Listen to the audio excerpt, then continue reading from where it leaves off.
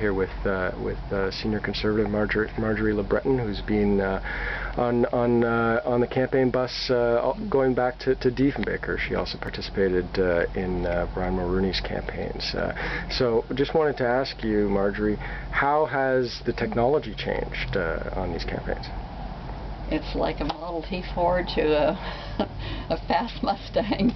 It's so different. In '65, of course, the media that traveled punched out their copy on a standard typewriter, then had to run to the closest telegraph office and file their copy, and it was all done. And when we made copies of documents, we had to type them on stencils. I mean, people don't even know what this means anymore, and run them on old Gestetner machines.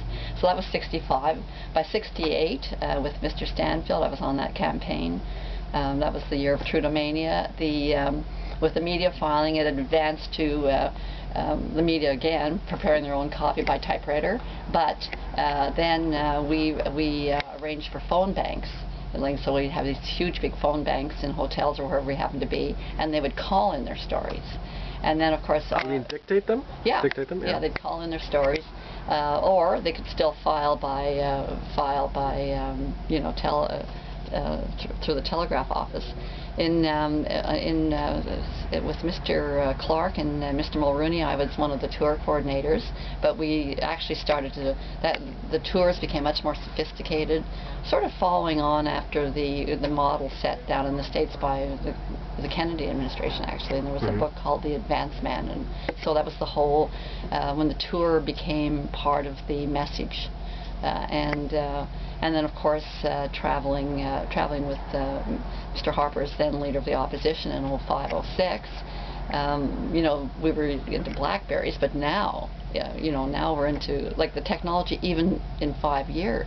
And I sit here on this media bus with people like you, and I realize you have to now multitask. You're not only filing copy, you're doing tweets and you're doing blogs, and it's instant. And I regret it in a way for both people that work on my side of the fence. Everybody's got a job to do, and your side of the fence, but there's no margin of error. So that's why I think people are, I think you'll see when, people that are traveling around, any leader, they're much more careful, because they, if they say something that's not correct, they can't go back and say, oh gee, can I correct that? It's too late. It's already hit the cyberspace, so to speak. So, so the technology, there's just just like young people probably don't even know what a typewriter is, and that's the technology.